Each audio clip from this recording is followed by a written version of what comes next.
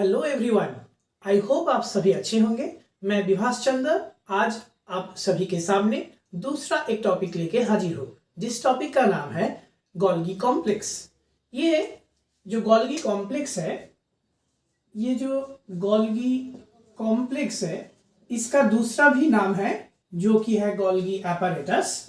Golgi apparatus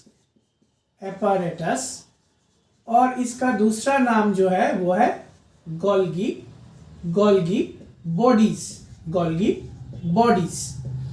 ये जो Golgi complex है, इसको इलेक्ट्रॉन माइक्रोस्कोप में स्टडी किया जा सकता है और जिसमें एक डाई यूज होता है। इलेक्ट्रॉन माइक्रोस्कोप में इसको स्टडी किया जा सकता है और जिस डाई को हम यूज करेंगे for the study of the Golgi complex वो है ऑस्मियम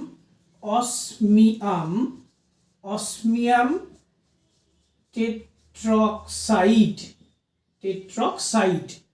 OSO4। यही है ऑस्मियम टेट्रोक्साइड। ये एक डाई है जिसको यूज करके हम गोल्गी कॉम्प्लेक्स को स्टडी कर सकते हैं। अब ये जो गोल्गी कॉम्प्लेक्स है, ये किस जगह से ओरिजिनेट होता है? गोल्गी कॉम्प्लेक्स का ओरिजिन कहाँ पे है? ओरिजिन ये एंडोप्लाज्मिक रेटिक्यूलम से ओरिजिनेट होता है। किस जगह से इसको पाया जाता है? इसका ओरिजिनेट साइट कहाँ पे है? एंडोप्लाज्मिक रेटिक्यूलम से ये जेनरेट होता है।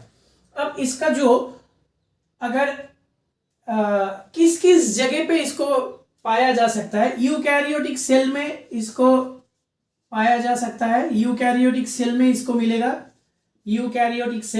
मिलेगा। जिस जगह पे ये नहीं मिलेगा वो कौन सी जगह है? जैसे आरबीसी में ये नहीं मिलेगा। आरबीसी रेड ब्लड कॉर्पसल में ये नहीं मिलेगा। आरबीसी में नहीं मिलेगा। यूकैरियोटिक सेल में मिलेगा। यूकैरियोटिक सेल में ये गोल्गी कॉम्प्लेक्स के नाम से ही जाना जाता है। और दूसरा जो है प्लांट सेल में भी ये गोल्गी कॉम्प्लेक्स मिलेगा, मगर वो स्कैटर्ड फॉर्म में रहेगा। प्लांट सेल में जो गोल्गी बॉडी मिलेगा उसका एक अलग नाम है, उसका नाम है डिक्टायोजोम।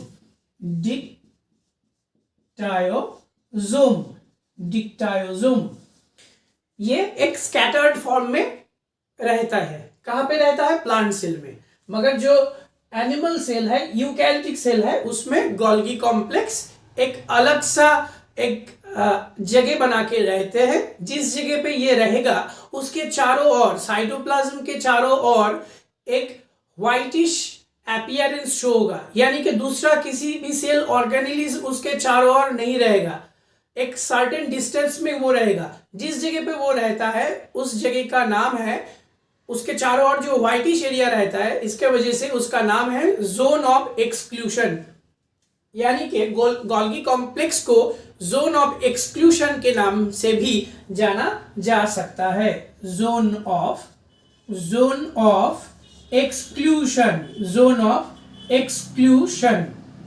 इसके नाम से भी ये जाना जा सकता है। अब आएंगे कि कॉम्पोजिशन, क्या क्या चीज है, इसको बनने के लिए किसका जरूरत पड़ेगा? कॉम्पोजिशन क्या है, किस चीज से ये बना हुआ होता है? तो सबसे पहले आएगा प्रोटीन, इसमें रहेगा प्रोटीन, लिपिड, प्रोटीन भी रहेगा इसमें, लिपिड भी रहेगा, और जो है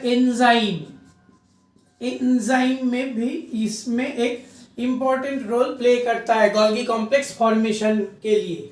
ये जो गोल्गी कॉम्प्लेक्स है, इसको सबसे पहले जिन्होंने डिस्कवर किया था उनका नाम है कैमिलो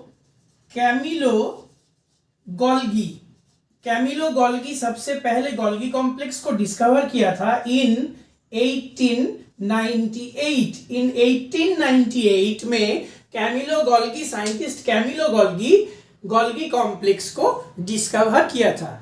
तो ये था गोल्गी कॉम्प्लेक्स का एक बेसिक कॉन्सेप्ट।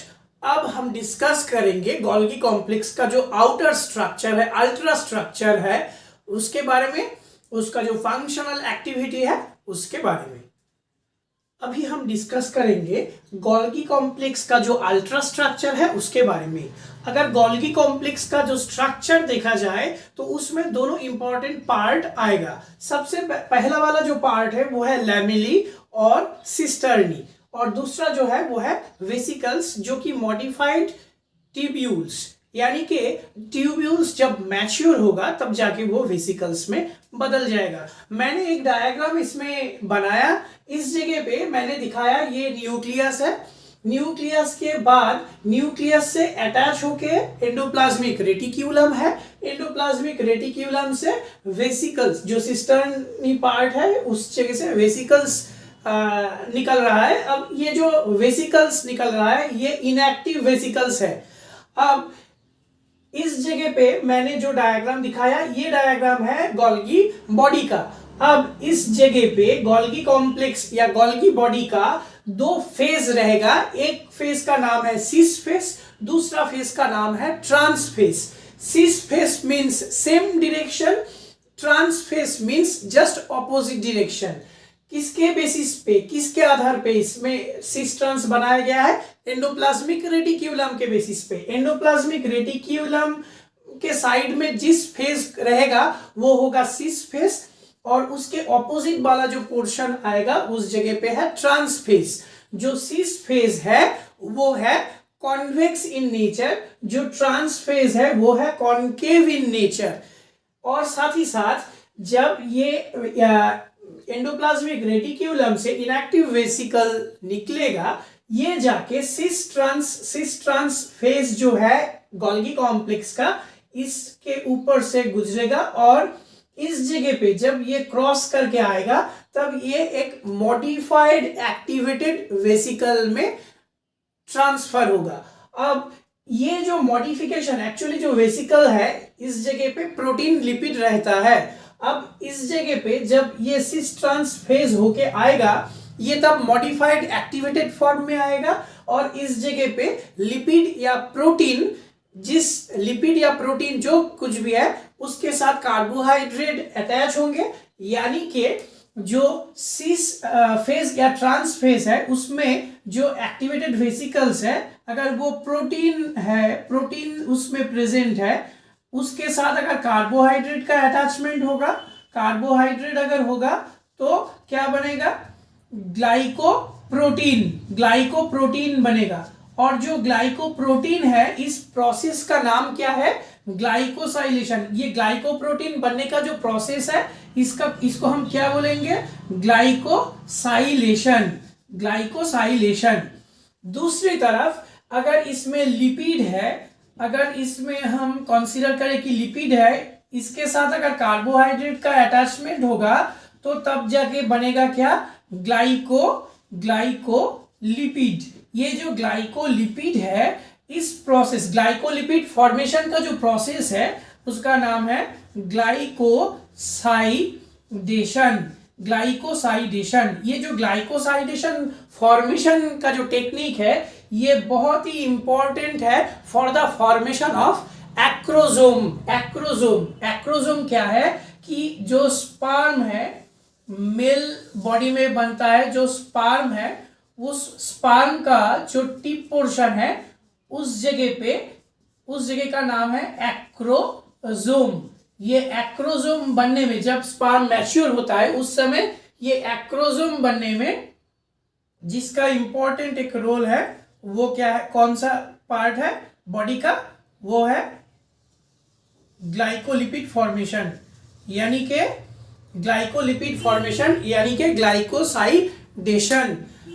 अब इसमें जो ट्रांस फेज से गुजर रहा है जो मॉडिफाइड एक्टिवेटेड वेसिकल, इस जगह पे ये क्या करेगा? आइदर ग्लाइकोप्रोटीन या ग्लाइकोलिपिड बनाएगा, और ये ग्लाइकोप्रोटीन या ग्लाइकोलिपिड कन्वर्ट, ये ट्रांसफर करेगा कहाँ पे? इस सेल मेम्ब्रेन में ग्लाइकोप्रोटीन ग्लाइकोलिपिड बनता है। अगर हम फंक्शन बात करें कि क्या क्या फंक्शन है उसके बारे में हम डिस्कस करेंगे, मगर अगर फंक्शन का बात किया जाए गोल्गी कॉम्प्लेक्स का, तो इसमें तीनों इंपॉर्टेंट फंक्शन आएगा। एक है ट्रांसपोर्टेशन, और दूसरा है मॉडिफिकेशन, और तीसरा जो है वो है पैकेजिंग। अब इसमें एक इंपॉर्टेंट बात है कि ट्रांसपोर्टेशन क्या है। ये जो मॉडिफाइड वेसिकल, सबसे पहले वेसिकल इनएक्टिव फॉर्म में था, सिस ट्रांस फेज से गुजरने के बाद ये मॉडिफाइड फॉर्म में आया, और इस सिस वाला जो पोर्शन है वो एंडोप्लाज्मिक रेटिक्यूलम के साइड में रहेगा। जो ट्रांस वाला फेज है ये सेल मेम्ब्रेन के साइड में रहेगा, सेल मेम्ब्रेन के नजदीक रहेगा। अब ये जो इनएक्टिवेटेड वेसिकल है ये सिस ट्रांस फेज से गुजरने के बाद मॉडिफाइड फॉर्म में आएगा, एक्टिवेटेड फॉर्म में आएगा। ये जो मॉडिफिकेशन है ये एक फंक्शनल एक्टिविटी है किसका, गोल्गी कॉम्प्लेक्स का, यानी कि इस जगह पे एक फंक्शन हो गया। दूसरा है ट्रांसपोर्टेशन, यानी कि जो मॉडिफाइड एक्टिवेटेड वेसिकल बना इस जगह पे ग्लाइकोप्रोटीन या ग्लाइकोलिपिड बनेगा, जिसको इस वेसिकल ने कैरी करके लेके जाएगा कहां पे, सेल मेम्ब्रेन में जाके एम्बेडेड करेगा, बैठाएगा किसको, ग्लाइकोप्रोटीन या ग्लाइकोलिपिड को, यानी कि कुछ ट्रांसपोर्टेशन का काम भी ये कर रहा है। तीसरा जो इंपॉर्टेंट पार्ट है इस जगह पे ये है लाइसोसोम, जिसको हम सुइसाइड बैग के नाम से भी बोलते हैं। ये जो लाइसोसोम है ये हमारे सेल का दूसरा एक सेल ऑर्गेनेलिज है, मगर ये जो लाइसोसोम है ये बनता है एंडोप्लाज्मिक रेटिक्यूलम से, मगर वो इनएक्टिवेटेड फॉर्म में रहता है। उसमें एक रैपिंग का काम करता है कौन, ये गोल्गी कॉम्प्लेक्स। ये गोल्गी कॉम्प्लेक्स क्या करेगा, इसको रैप करेगा, यानी कि पैकिंग करेगा, रैप करेगा इसको। ये जो रैपिंग है इसके वजह से ही ये लाइसोसोम एक्टिवेटेड ऑर्गेनेली में कन्वर्ट हो जाएगा, तब जाके इसका फंक्शनल एक्टिविटी जो है वो शो करेगा। जब तक इसका रैपिंग नहीं हो जाता तब तक इसमें कोई भी फंक्शनल एक्टिविटी नहीं हो सकता। अब ये जो रैपिंग का काम है इसको हम पैकेजिंग के नाम से भी बोल सकते हैं, यानी कि इसका जो तीसरा फंक्शन है पैकेजिंग ये भी कंप्लीट हो गया। और इस जगह पे ये पैकेजिंग का जो काम है जिसके वजह से इसको यानी कि गोल्गी कॉम्प्लेक्स को post office of our cell से नाम से भी ये गोल्गी कॉम्प्लेक्स जाना जाता है, यानी कि पोस्ट ऑफिस के नाम से भी इसको बोला जाता है। ये था इसका फंक्शन।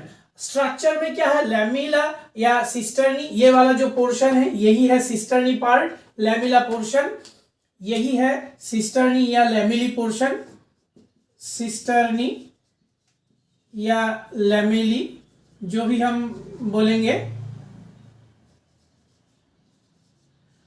अब इस जगह पे वेसिकल है। गोल्गी कॉम्प्लेक्स जो है, गोल्गी कॉम्प्लेक्स को हम पहले ही बताया गोल्गी एपैरेटस के नाम से भी ये जाना जाता है।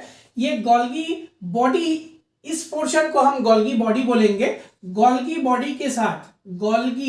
बॉडी के साथ जब वेसिकल अटैच होगा, गोल्गी बॉडी के साथ जब वेसिकल अटैच होगा तब जाके ये बनेगा, वेसिकल्स जब अटैच होगा तब जाके बनेगा ये गोल्गी कॉम्प्लेक्स या गोल्गी एपैरेटस और गोल्गी एपैरेटस।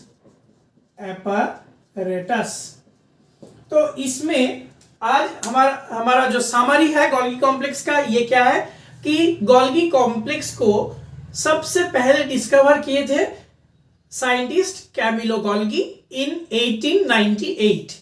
जो गोल्गी कॉम्प्लेक्स है ये एक वन एंड ओनली मेम्ब्रेन, यानी कि only one membrane envelope cell organelles है। ये एंडोप्लाज्मिक रेटिक्यूलम से बनता है, एंडोप्लाज्मिक रेटिक्यूलम से इसका ओरिजिनेट होता है ये। और गोल्गी कॉम्प्लेक्स जो है वो यूकैरियोटिक सेल में रहेगा। जब ये प्लांट सेल में रहेगा तब इसका स्कैटर्डेशन फॉर्म मिलेगा और जिसका नाम है डिक्टियोसोम और डिक्टायोसोम। ये जो गोल्गी कॉम्प्लेक्स है ये प्रोटीन से बनता है, लिपिड से बनता है और एंजाइम से बनता है। अगर गोल्गी कॉम्प्लेक्स को इलेक्ट्रॉन माइक्रोस्कोप में स्टडी किया जाए तो उसमें एक डाई यूज होता है, जिसका नाम है ऑस्मियम टेट्रोक्साइड OSO4। अगर हम गोल्गी कॉम्प्लेक्स का अल्ट्रा स्ट्रक्चर स्टडी करें तो उसमें 2 इंपॉर्टेंट पार्ट मिलेगा। पहला वाला जो पार्ट है वो है सिस्टर्नी या लैमेली, दूसरा वाला जो पार्ट है वो है वेसिकल्स।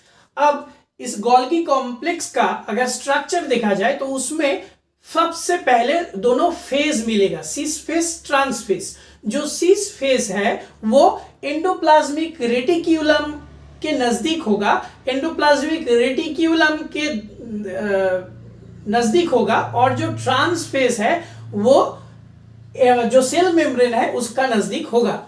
अब एंडोप्लाज्मिक रेटिक्यूलम से जो वेसिकल्स निकलेगा वो इनएक्टिवेटेड फॉर्म में रहेगा, मगर वो जब गोल्गी कॉम्प्लेक्स के ऊपर से गुजरेगा, सिस ट्रांस फेज से गुजरेगा, तब वो जाके एक्टिवेटेड होगा, मॉडिफाइड होगा, और इसमें ग्लाइकोप्रोटीन, ग्लाइकोलिपिड, ये तो ऑलरेडी प्रोटीन या लिपिड कंटेंट करता ही है, मगर जब ये सिस ट्रांस फेज से गुजरेगा तब जाके ये मॉडिफाइड होगा, और मॉडिफाइड होने के बाद ये ग्लाइकोप्रोटीन या ग्लाइकोलिपिड बनाएगा, जो कि ग्लाइकोलिपिड या ग्लाइकोलिपिड को ये कैरी करके लेके जाएगा कहाँ पे ना, सेल मेम्ब्रेन में। सेल मेम्ब्रेन में जाके ये एम्बेडेड रहेगा, यानी कि ये एक ट्रांसपोर्टेशन का फंक्शन भी हो गया, मॉडिफिकेशन का काम भी हो गया।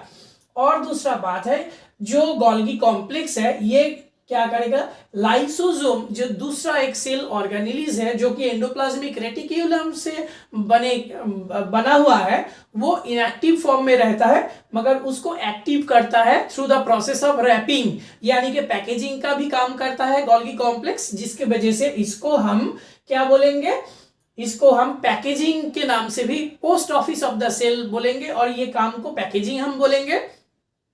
और जो ग्लाइको प्रोटीन या ग्लाइकोलिपिड फॉर्मेशन है, ग्लाइकोप्रोटीन जो फॉर्मेशन करता है गोल्गी कॉम्प्लेक्स, इसमें ग्लाइकोप्रोटीन फॉर्मेशन का जो प्रोसेस है उसको हम ग्लाइकोसाइलेशन बोलेंगे, और ग्लाइकोलिपिड फॉर्म का जो टेक्निक है, जो प्रोसेस है, उसको हम ग्लाइकोसाइडेशन बोलेंगे।